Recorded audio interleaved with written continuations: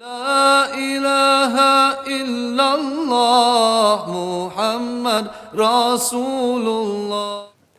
I think the first question was about some advice or pointers about people about to have a child, if I'm not mistaken. And the second question about balancing between love and discipline. I'm not an expert, but some things that I think might work specifically is number one, the realization that both parents, if they're around, they have to have kind of a united front, that they should be agreed on particular parameters.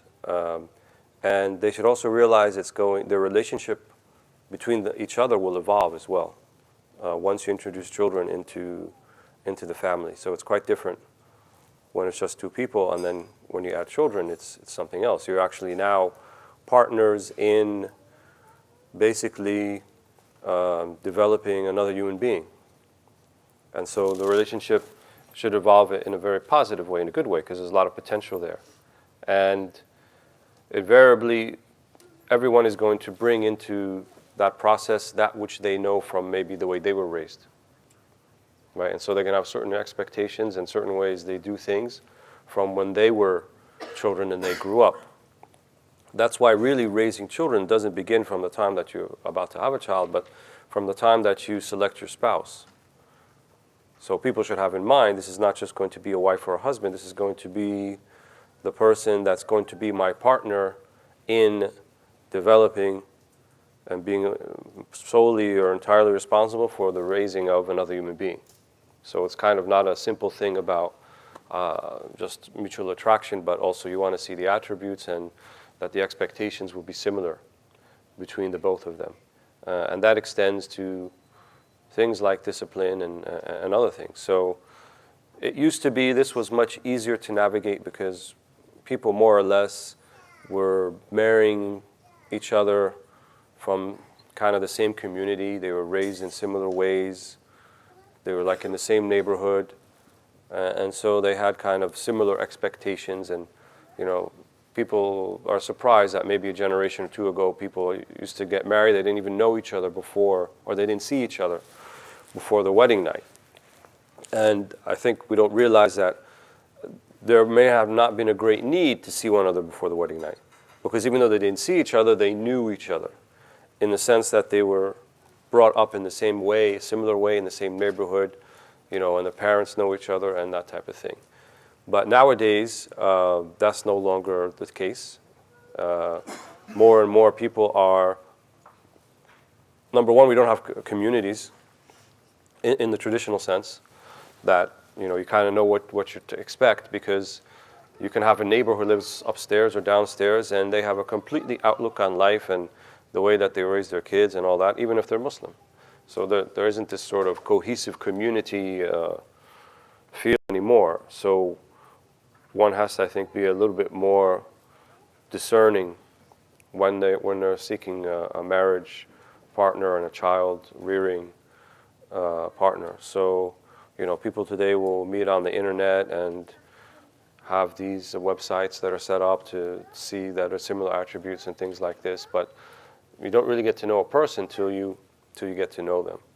So I would say, for the first questioner, that, you know, now is the time to really try to figure out how you're going to do this together, right? In a similar way, so that we don't have kind of mixed messages coming from one parent to the next. And children have an uncanny way, they know who to ask for what. They'll get to a certain age and they know that, well, this thing, I know she'll be okay with that one. But this particular thing, this is what I go to my dad for. And we all know that, because we did the same thing with our parents. So it's important, I think, to kind of, you allow for that. It's not like that's a bad thing, right? You allow for that, but at the same time, at the end of the day, I think there should be kind of, we know we're doing this, but we also know that, you know, we're both contributing to the raising of this child. And it doesn't mean uniformity either. It doesn't mean that the mother has to act exactly the way the father would, or the father act the way the mother would. We have mothers and fathers for a reason, right? And they're different. And they have different ways they're going to deal with their children. And that's important, right? We shouldn't try to just marginalize that and minimalize that and just say, well, it's a kind of gender is not that important in terms of the two people raising the child, and the mother can do the role of the father and the father can do the role of the mother. I don't think that works. Mothers have to be mothers and fathers have to be fathers. And generally speaking, in the early years, definitely the greater responsibility, the greater onus is going to be on the mother. That's just the way it is. That doesn't mean the father's not in the picture, but children will form this bond very quickly and easily with the mother, necessarily, because basically the child is completely dependent upon the mother to survive. And also at the same time, the relationship with the father is going to develop. And here in the West, motherhood has more or less, I think, for the most part, been still kind of respected to a degree, but fatherhood has not. Go to any movie in the popular culture, and always the dad is the buffoon and the idiot and the person who just doesn't get it and is awkward around his teenage daughter and doesn't understand her, and he's trying to be cool but he's really not, and he makes dad jokes and he looks like some type of clown. So this is kind of some of the images people have in the popular consciousness about what it is to be a father. And being a father is vitally important. If there's no father in the picture, there's a vital aspect of child rearing that's going to be absent. And I'm not talking just about discipline. I'm not saying that the father is the bad cop and the mother is the good cop and he's hard when he needs to be soft. No, not necessarily. But, there are certain aspects to fatherhood that he is the kind of the guarantor, the protector, the maintainer, the sustainer of the family. He's essentially what makes the family feel safe in many ways.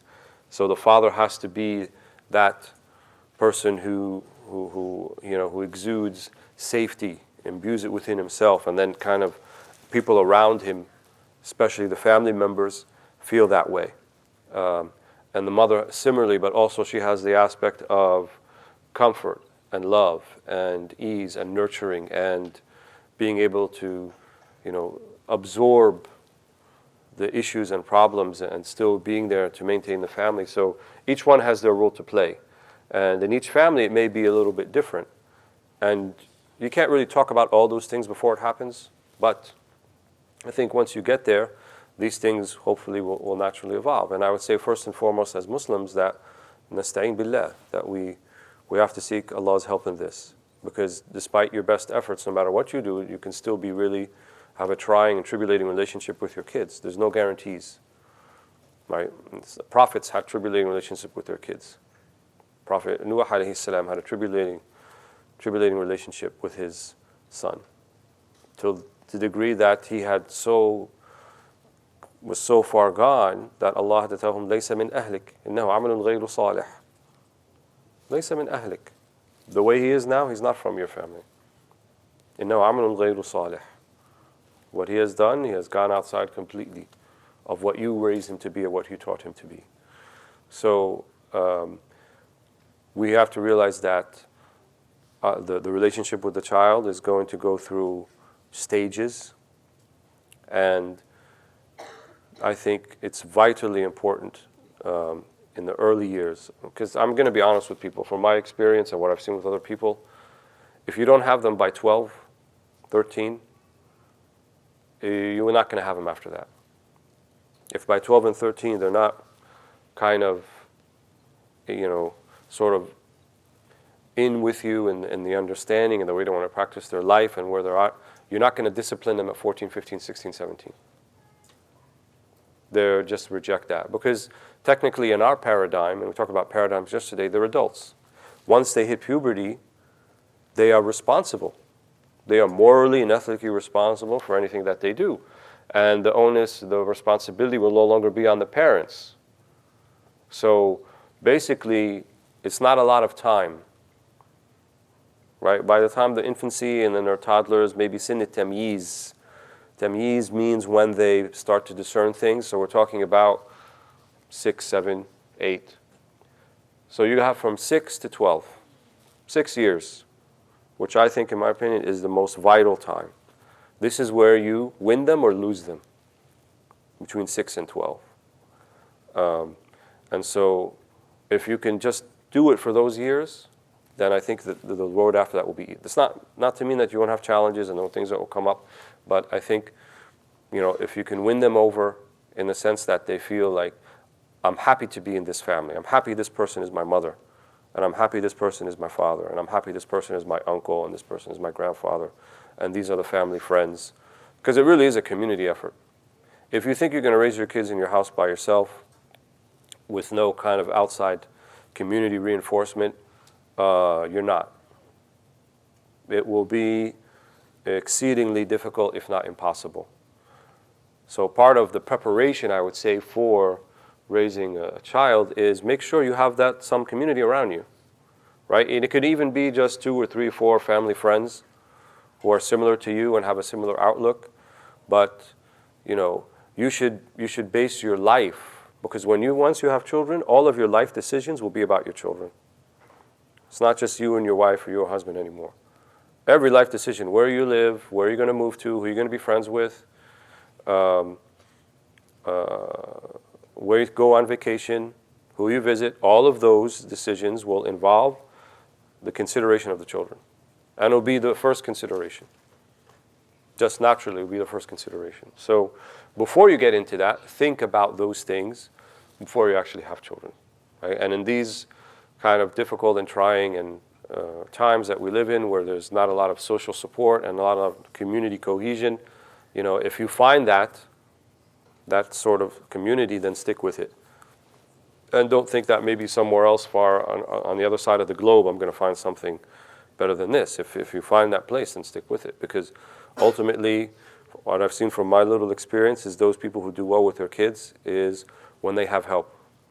When they have a community around them or a certain number of families who are reinforcing exactly the style of tarbiyah, right? The style of nurturing and bringing up children in the same manner that they do. So as far as Sidi Shibli's question about love and discipline, they're not two separate things to me. In other words, if we're going to discipline our kids, it's because we love them, not because we are angry at them, right? Or because it's an emotional response. That's not tarbiyah. Tarbiyah means you're not acting on impulse and emotion, you're acting upon thinking about what is the awaqib, what is the consequences, and I want them to reach this particular place. And there's always the carrot and the stick, and targhib and tarhib, so forth, but I think we have to use a lot more of the carrot. And, threatening and things like this. Maybe previous generations it was easier, but now there are just so many things that entice the children. I think that we have to kind of just make it a place where they want to be. Make the home a place where they want to be. Make the relationship with the parents a place they want to be, rather than imposing that or trying to coerce them into that. It's challenging because the societies, the way that they are now, you're going to feel almost wholly or not entirely responsible for making sure your children are happy in the activities that they do, and almost planning out every second of their day and things like this, and having play groups and play dates. And, before those things were very natural. You weren't worried when your child went out into the community because he's in the community. It's like he's home. It's not like he's going somewhere else. And so now most of the activities are focused inward in the house, and a lot of times the kids are just stuck between the 4 walls, and invariably it's just so much easier to throw an iPad at them or a PlayStation, and then they can sit there for hours and they don't bother you, and you have peace of mind, sort of, but there's going to be repercussions for that, right? And all of the studies that I've been exposed to, that I have read, the longer that you can hold out on delaying your child being exposed to any type of screen time, the better. It's like a health hazard. And certainly before 5 years of age, I don't think kids should have any access to screens. You shouldn't let them play with your iPad and flip the pictures and things like this because it's neat and now they know how to do it. But they're still formulating their understanding of the world. And if adults can be affected if they spend enough time on the screens, then children are going to be even more doubly affected. And so the way that they see the world will be based upon the screen, right? And you'll see them see something in nature and they'll go like this because they want to flip to another picture. So you have to really, really be careful with those things. And just because everybody else is doing it, that's why community is important, because everybody else's children is going to be on the iPad and playing with that stuff, and they're going to ask you, well, why not me, right? So the thing, I think that's the challenge is, saying no is easy, but it doesn't work all the time. What we need to do is have alternatives, healthy alternatives, right? The children will want to say, well, iPad's boring, it's just playing with the screen. I want to go, swimming, or I want to learn archery, or I want to go horseback riding, or I want to, build crafts, and I want to do this. So, all of these type of skill building type of things are very important, especially in the 6 to 12 range, right? Because it gives the child a sense of self-worth and accomplishment, and I know how to do something, right? Something that they build and they hold on to when they get older. Nowadays, our kids get into high school and college, and what do they know how to do except studying and playing on the screen, right? And even their bodies are soft, they're out of shape, they don't have any sort of connection with the physical environment and the physical world, and then we expect them to be well-rounded, balanced adults. I don't think so. So it means a concerted effort, and it means putting resources at it, and it means the community has to come together to think about these things. And it's not just going to be up to the two parents who are in their house struggling to do this all by themselves. So, Allahu A'lam. I don't mean to depress people or anything, but just want to make you aware of still a lot of things to be hopeful about. Still have kids. Not saying you don't have kids.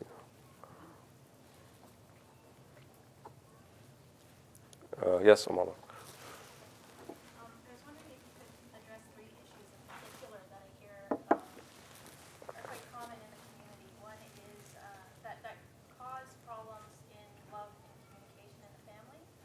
The 3 are, the first is lack of husna dhan, or holding other people in a good opinion.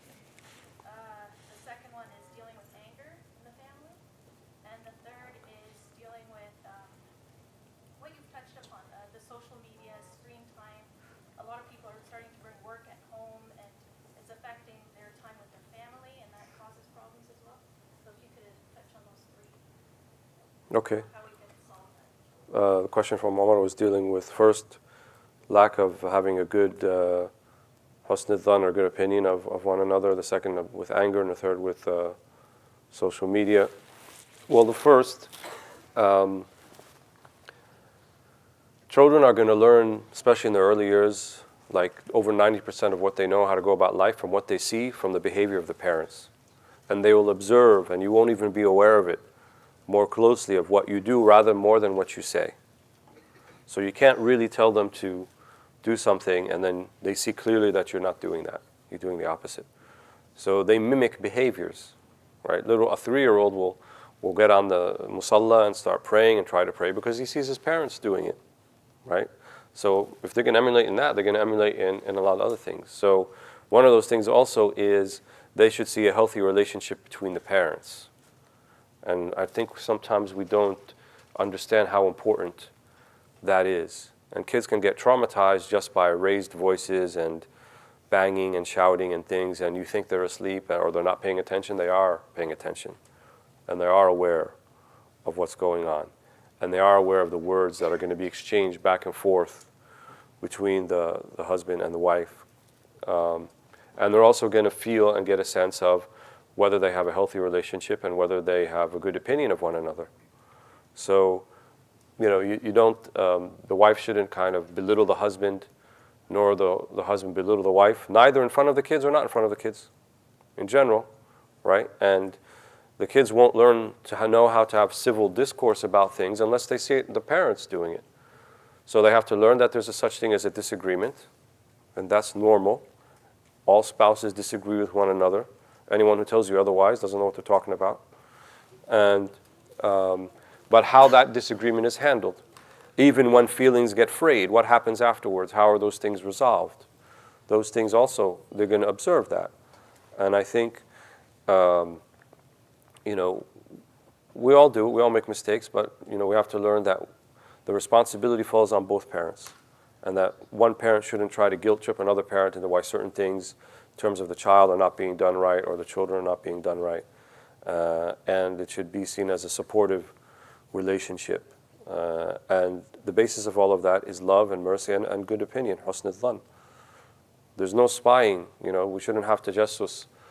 You know, you shouldn't try to sneak a moment and go look at your partner's iPhone to see who's messaging, who's texting, who's sending the emails, who's she liking on her Facebook, you know, is it that guy that used to go to high school with her, or they're not friends or not, or what's going on, and that type of thing.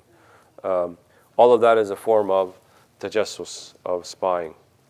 And the Quran clearly tells us, وَلَا تَجَسَّسُوا وَلَا يَغْتَبْ بَعْضُكُمْ بَعْضًا. No tajassus. Right? You have a good opinion. And even if you see something that maybe will raise a little bit of doubt, remove the thought, try to remove the thought, and still try to have a good opinion. إِنَّ بَعْضَ الظَّنِّ إِثْمٌ. Some of suspicion is an ithm, right? Some is not, right? If it's something that, you know, you can't ignore, then bring it up, but in a way that's also not accusatory, not, you know, not an ittiham, not an accusation, but something where you just, you know, يَطْمِئِنَّ قَلْبِي. Just want to, just to be sure, I know it's not this, but, you know, how I am, I get, you know, this way and so forth. As far as anger, which I think is related to husn al-dhan, everybody gets angry. And the children also are going to see how you deal with your anger. How do you, when you get angry, what do you do? Do you lose control? Do you yell, throw things, slam doors? Because guess what? They're probably going to do that too if they see you do it, and if they follow that type of, that course of action. So it doesn't mean don't get angry, but what do you do when you get angry, right? And sometimes it's just better to walk away, right? Even if it's walking away, but not to let the anger get to a point where it leads to a blow up, and especially in front of the kids. It's very damaging to them. You know, we get all stressed out, and there's a lot of pressures on people, and worrying about finances, and most people, both parents have to work, especially when they have children. It's just that's the way the dual income economic societies that we live in, and there's that added strain. And then, you know, the husband may have read some passage in Reliance of the Traveler, and now he thinks, well, she also has to do the housework and do this and do that and so forth, and she's working at the same time. You have to understand that we're in different societies now, right? And that means that there should be some sort of fair and equitable division of responsibilities, right? And that includes the housework and other things, and it shouldn't be all on one person to do kind of two jobs. Both work outside of the home, and at the same time they have to maintain the home, and maybe the expectations have to be lowered a little bit, right? Maybe she doesn't clean the house like your mom cleans the house, because your mom didn't work, and she comes from a different generation where they took a lot of himma and pride in maintaining such a house like that. That's a big deal for them, and they love to do it. But maybe your wife she's a different generation. She doesn't look at it like that exactly. And so to have those same expectations, that would be a type of dhulm.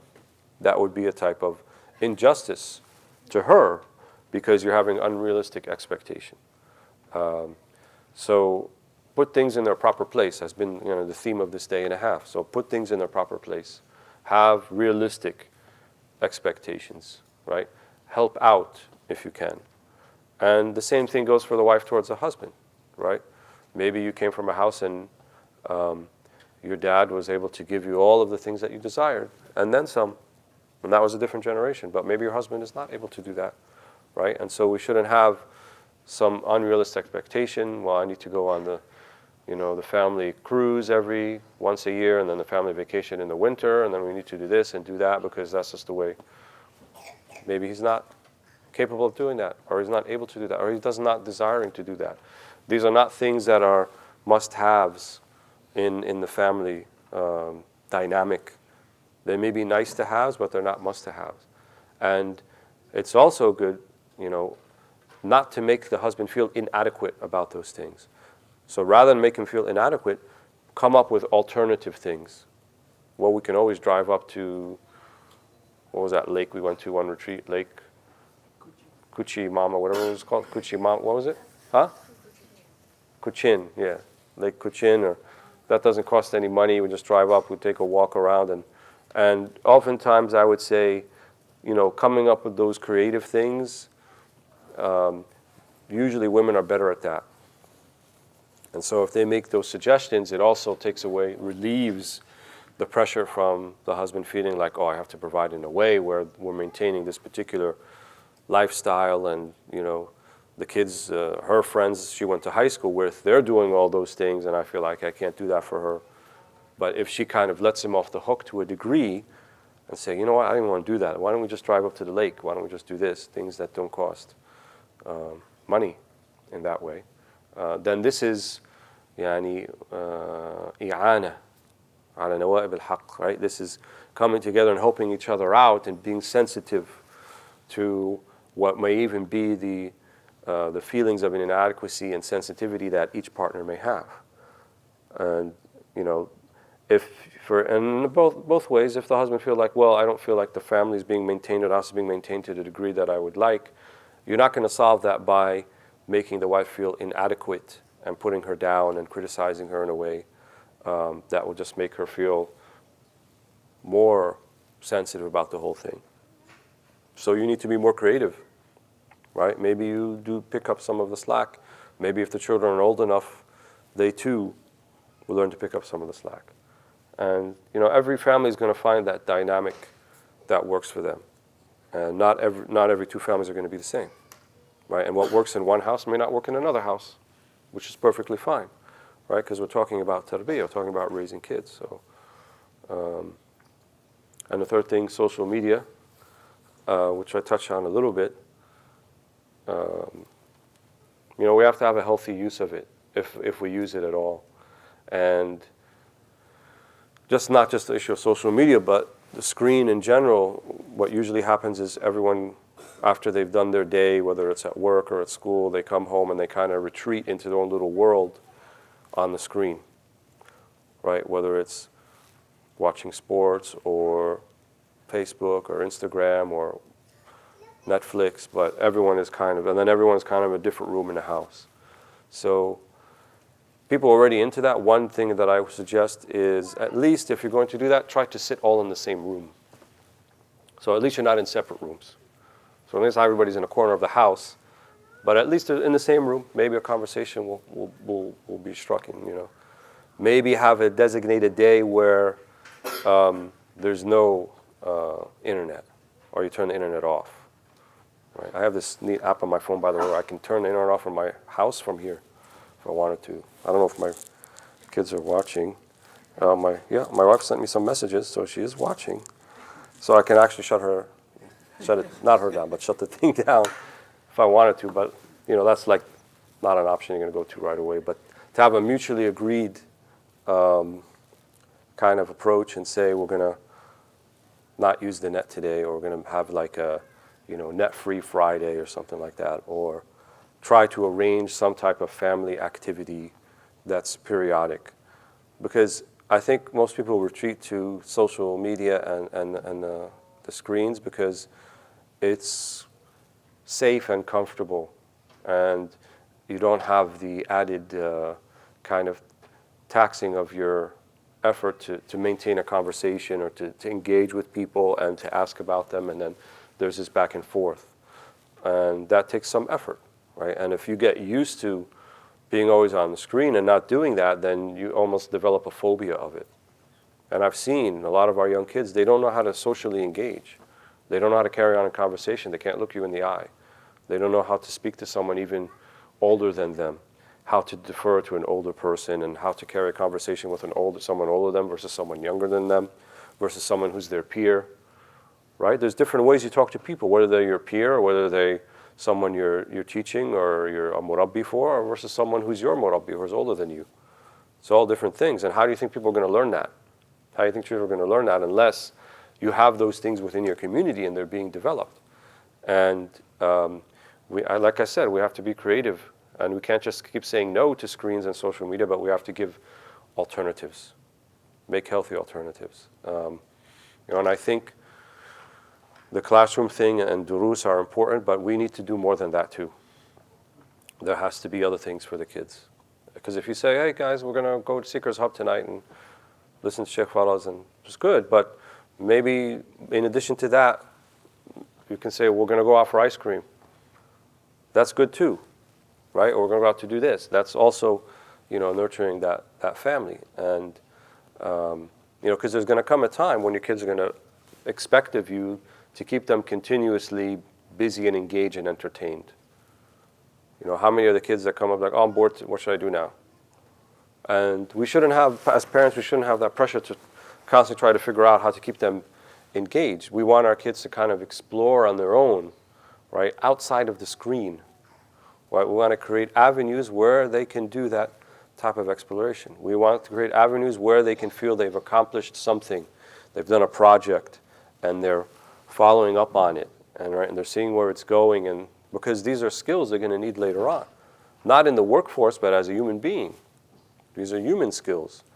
So how do we develop these human skills within our children? When all that we put them through is just regular schooling, and they learn how to do quadratic equations, but they don't know how to, defer to an older person or talk to somebody or to have compassion for someone who's, in a lesser situation than they are. And, Imam al-Ghazali has some pointers in Al-Ihya. While maybe the context of them may not be entirely applicable for us, but the principles behind them are there, right? And he said things like, you should make sure that your kids have a little bit of khushuna in their life, which means a little bit of not always the best thing and always the best linen and always the best stuff and always the best food, right? But there's one day where, they're having just a very simple meal, no chicken, no meat, no plethora of spices and things like that, but kind of a simple meal. So they know that sometimes it's like this and sometimes it's like that. And that their nafs and their souls don't get attached to always having the best and the finest things. And that's an impulse many parents have. They say, well, I want the best for my kids. I want to be in the best food and the best clothing and the best this and the best that, which is noble in a sense, but also it's harmful because you're going to develop, for lack of a better word, a spoiled brat. And that's what they're going to expect all the time. And so if you really love them, then you will also show them that these things are not that important, right? And probably everyone throughout their married life are going to go through times when things are a little easier and things are a little more difficult. And the kids are going to live with that. They're going to see that with you, right? And so you're also showing them how to deal with times when they're lean and how to deal with times when they're a little bit easier, right? And there's a certain kind of way to go about doing that. And they're going to see that because they're going to have that same thing in their life, right? They're going to probably go through a time where they're waiting for the next paycheck and they have no money whatsoever. They don't know what to eat.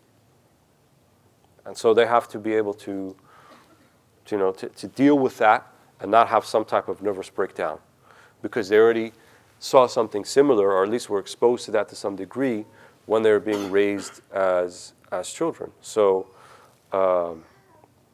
it's really is al-umma madrasa. Yes, the mother is a institution. It's an educational institution, but the whole family dynamic is an educational institution. And I think all of the problems that adults have in their adulthood and how it comes out, I think much of that has to do with how they were raised as children.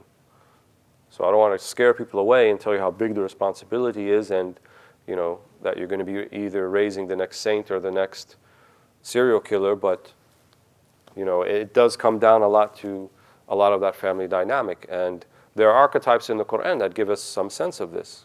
Look at the brothers of Yusuf, alayhi salam. They really didn't want to harm Yusuf, but what they felt was that a lack of love from their father, Yaqub, alayhi salam. And so they, that's what they said, يَخْلُ لَهُ وَجْهَ أَبِينَا.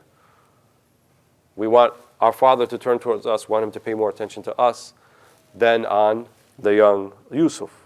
Whether they were justified in thinking that or not, right? Whether they had a credible grievance against who was a prophet or not, that's besides the question. But they felt that way. They felt that way. And so we don't want to engender this feeling within our children, like why is this one being treated better than this one, and why this and why that.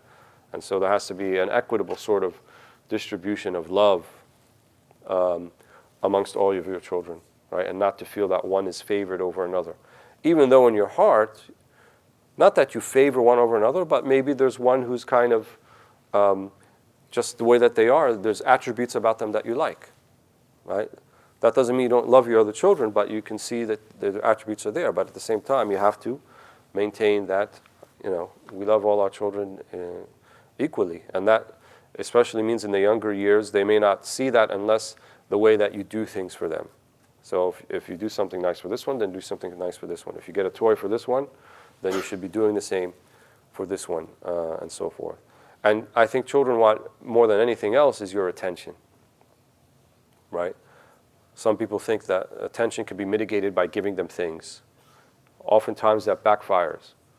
Just to sit with them, right, and give them your attention means a lot more to them than anything that you can buy and pass on to them. And that means, we're talking about this issue of social media and stuff, you have to regulate your time as well, right? You may get home from work or school and you don't feel like really dealing, but your kids have rights upon you, and there should be daily sort of interaction between you and your children, both parents, right? They need that in their life, and you can't just kind of put it on autopilot for a few days because you don't feel like it. So, hope that answers your question. Just on the issue of the line between work and home is starting to blur. There's a lot of people are bringing their work home, doing communication. Like you touched on how people feel this longing or craving to get the attention of certain family members, but they're just always engaged in work. So how do people need to? Yeah, that's true. There used to be a time when people would go to work and then come back home, and then there's no more work at home. There's no way people can get in communication with them. It was a taboo to call someone on their home phone. I remember a time when that, even in my lifetime, it was like that. Once people go home, you don't call them on their home phone, right? If they're really that important, they have a beeper, and then maybe you beep them. But calling the home phone was supposed to be emergency. And nowadays, people don't even have home phones anymore. Everyone has a mobile cell phone, and everyone is available all the time. And so that's a paradigm shift in the culture. And with that, it has put these new demands on our time, especially from our work life, that were not there before for people who worked before us. And I think you have to be able to turn it off sometimes. The reason people don't turn off, they call it this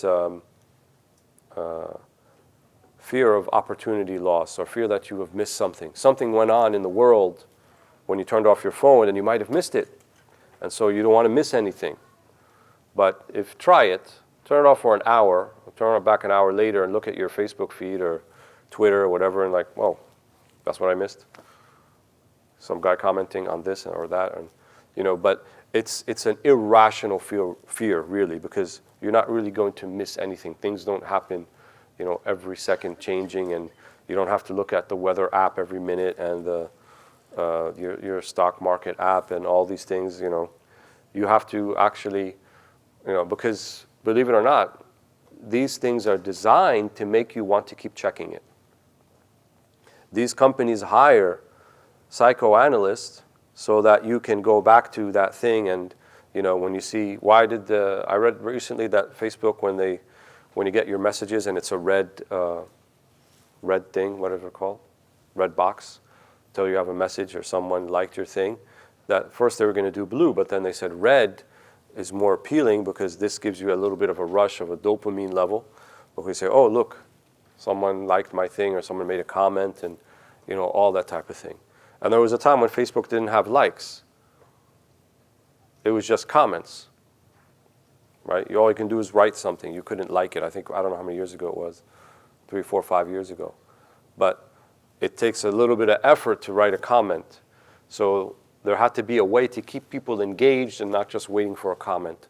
So they invented the like, right? And then last year, instead of just likes, now you can have these emojis that, angry face and happy face and sad face and crying face. And so there's no kulfa, there's no burden in just clicking one of those things. And then it keeps people engaged with the app. So are we going to let people who pretty much sold their soul to Mark Zuckerberg and go and give their psychoanalytical expertise so that we can be continually engaged with this thing, all for commercial profit? I think that should make us angry, right? That should make us a little bit, outraged, I think. And so let us not be continuously engaged.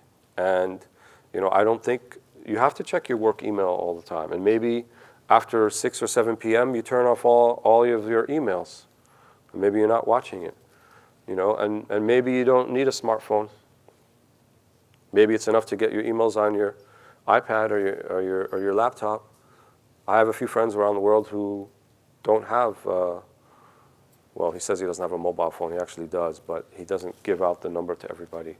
And there are others who don't have social media profiles, and I see their kids, and they're piano players, and they're stonemasons, and they have all of these skills, and they speak Latin, and because when you free yourself up from all that nonsense, right, which is basically a commercial orchestrated existence, it's dehumanizing, right? Because it makes you no longer a human being, you're a customer, right? And they use language, right? We've come up with very nice euphemisms to talk about, how people now are team members and they're not employees anymore and things like that. But at the end of the day, the relationship is the same, right? Call a spade, as they say. You're still working for someone and you have these responsibilities and you're still an employee, and they can call you team member all you want, but at the end of the day, that's what you are. And at the end of the day, the Facebook community is not a community. It's a commercial enterprise, and we are the customers, right? And we're not paying with money. We're paying with something so much more precious. We're paying really with our life, right? With our time, with our engagement of the things we think about. And so there's a lot at stake. So, we have to, I haven't seen it yet, but I think as the Muslim community, we have to think of a healthier way to approach these things that on the surface of it look like mere technological kind of innovations and advances, but the underpinning of it, underneath of it, I think is much more sinister than that. It's not just merely a convenience, right? It's become a convenience, but it's also turned us and changed the way that we live. Before the smartphone, people lived much differently. You would never see someone walking down the street completely disengaged with the environment around them before the smartphone. At least when they had headphones in, their eyes are still engaged. But now, people can walk down, and they actually have to put in some sidewalks in some cities, like, signs for people who are texting while they're walking, because it's become a danger, or texting while they drive, which is also an extreme danger. So it's changed the dynamic of how people connect with one another, how they have conversations, how they carry on. And, I think Muslims are one of the last groups who really can contribute to countering this, right? We have a lot to offer, but we have to start living it ourselves, and we have to start implementing and being a little bit creative and innovative in how we go about doing it. And then I think, we can do a lot, inshallah. Anyone take a brother here? Assalamu alaikum. Can we speak about the dynamic of passive aggressiveness in the family, and especially between spouses? Question is about passive aggressiveness between spouses. And my understanding of passive aggressiveness is that, also I think similar to microaggression, right, where you just kind of do things in a subtle way, but at the same time they're demeaning and aggressive, and it's not outright. And we may try to convince ourselves, well, I didn't say anything aggressive, I didn't say anything wrong, I just said something like, do you really need to put the towels in that particular order in the bathroom, or perhaps there's another way? And it could be interpreted as something that's passive aggressive. And I think that speaks to the larger issue of, if you've been married for a while, you learn and you have a feel for where the sensitive areas are. In other words, you learn how to push the buttons of the other person, right? And that is a useful, no, it's not a useful skill, just kidding. I'm going to get 2 texts right now, but no more. It's not a useful skill. It's a useful skill in the sense that if you know what pushes someone else's buttons, then you know how not to push their buttons, right? You know where the sensitivities are. And so it should not, it does happen sometimes. There's this sort of power dynamic within the relationship, and it's always more comfortable to be the one who's in a position of power rather than the one who is powerless. And in any human relationship, whether between spouses, whether between employer and employee or colleagues, this is always going to be a factor, that people want to position themselves in a way so that they have more power over the relationship. And I'm not saying that it's a natural impulse, it's part of our human condition, but I think to try to recognize it and perhaps elevate ourselves so it's not just about who assumes the power, right? But it's also that being okay with not having that power. And if you're okay with not having that power, then that's true power. That's a true ghina, yani. That's a true wealth where, the wife says, okay, he wants to feel like he's in charge, I'll let him feel like he's in charge, right? And she's consciously doing that because she doesn't want to press his buttons. But at the same time, she's really in charge. But he thinks he's in charge, which is fine. There's nothing wrong with that, right? It's okay to do that because you're trying to harmonize the relationship, and you're not being true to yourself, and I have to let him know and all this type of thing. No, sometimes, honesty is a virtue in almost every single thing, but sometimes in the marital relationship, like strict, complete honesty is not a virtue. If she says, oh, how was the dinner tonight? And you're like, it was horrible. Don't say it was horrible, right? Or if she says, how do you think I look in this dress? Don't say it makes her look fat. Don't say any of those things, right? Even if you think it, even if you believe it. But rather you should be sensitive to that, right? And try to assuage the situation and not press the other person's buttons. And passive aggression is a way that you press somebody else's buttons. And it's always better, the more open the relationship is, the more you're able to communicate without these kind of hidden agendas in the background. That's always better, right? It's always better to do that. And I don't know if people, as soon as they get married, they're going to have that type of openness, to be honest with you. It takes a while. It may take you 10 years to get to that point, maybe 3, maybe 4, maybe less.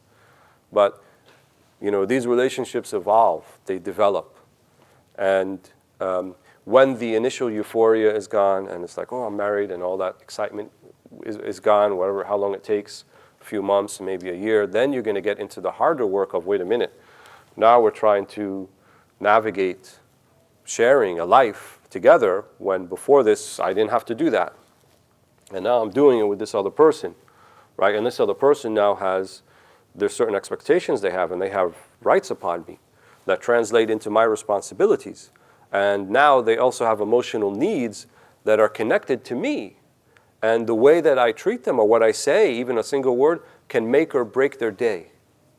It can make them happy, or it can make them upset the rest of the day. That's a responsibility, right? I'm not even talking about the economic and financial and all that. I'm talking about the emotional responsibility. You're now emotionally connected to this other person in a way that the way you treat them, the way you deal with them, is going to have a direct effect on that person's happiness. There's probably no other person to that degree, right, outside of your house you're going to have that type of relationship with. So I believe that's why the Prophet ﷺ, he made the measure of how good a person you are is how good you are to your family. That's what he said. خَيْرُكُمْ خَيْرُكُمْ لِأَهْلِ وَأَنَا خَيْرُكُمْ لِأَهْلِ. The best of you are the one who are best to their family or best to their wives. And I am the best amongst you. Right? Because you can fake it in the masjid. You can always be in the front row and you could, look the role and have your kufi and your nice jubba and pray and smile and shake everybody's hands and have your miswak and your pocket protector pocket here. And everybody will think you're the great person. But you can't fake it 24/7 in your house. The real you will come out. Who you really are will come out. And the one who's going to be on the front lines dealing with the real you is your spouse, your husband or your wife. And so if the real you is then the measure, right, of what you are in the house, then why would not that be the measure of what type of person you are? That's why the best of you are the ones who are best to their families. And, I think people really, really have to think about that and have to consider that. And it's important, all those things in the masjid life and the community life, but if your family life is not right, if you're not putting most of your effort, right, into fixing, or it needs to be fixed, or maintaining your family life, we talked about social activism and social justice yesterday.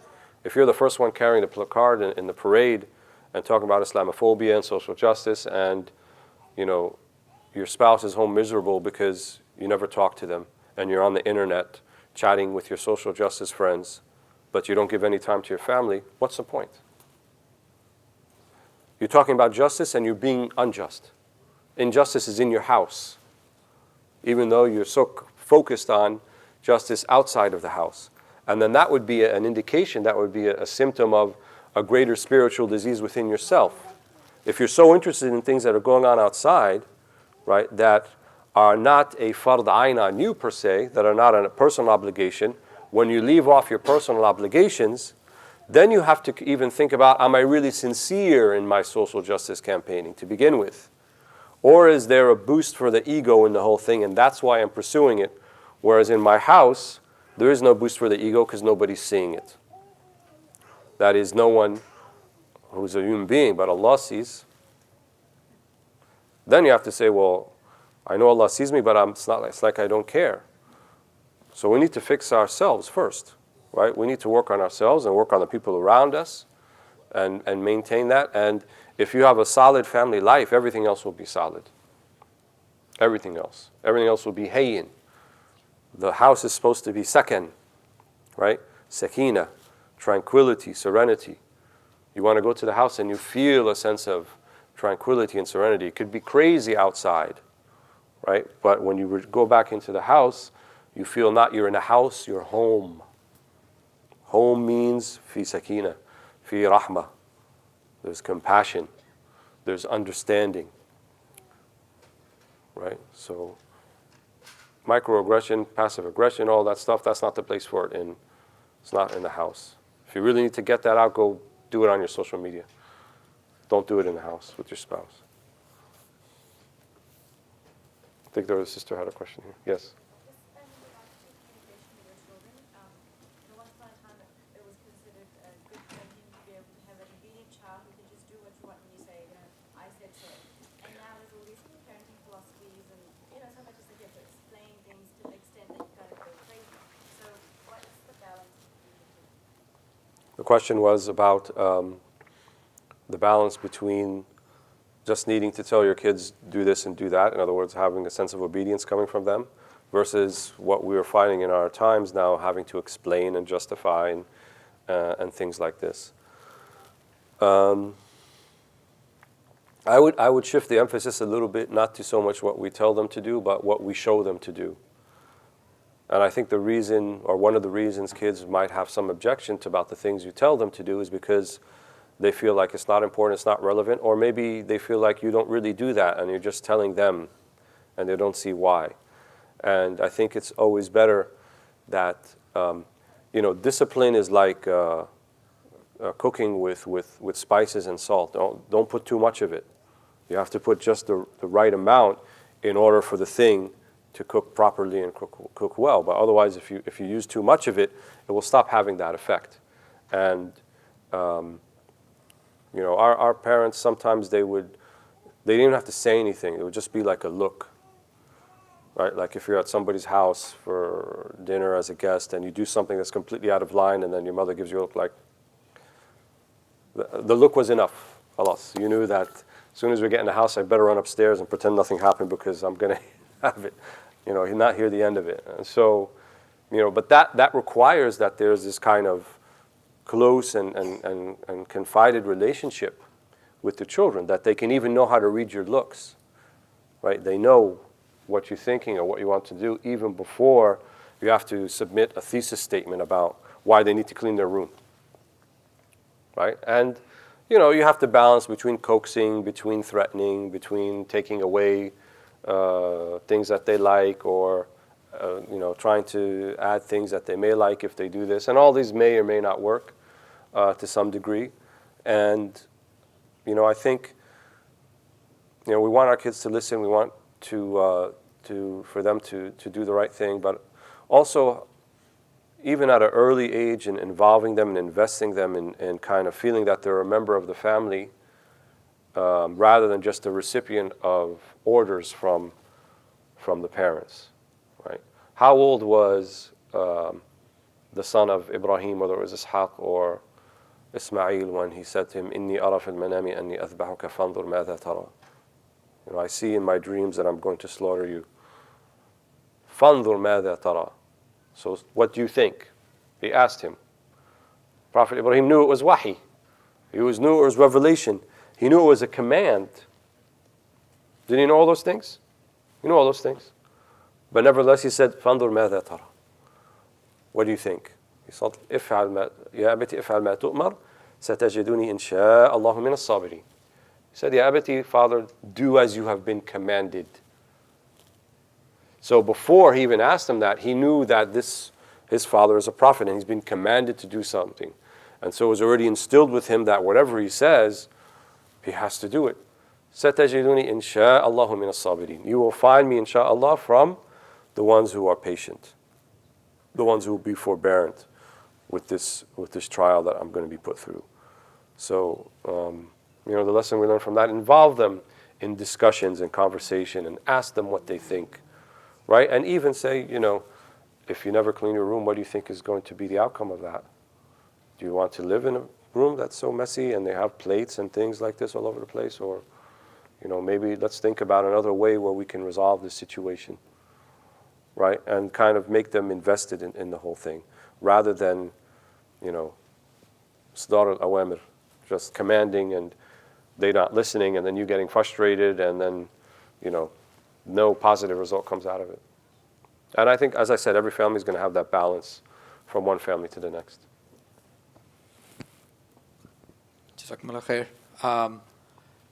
This brings to the conclusion of this session. The next session with with Sidi Amjad is starting pretty soon.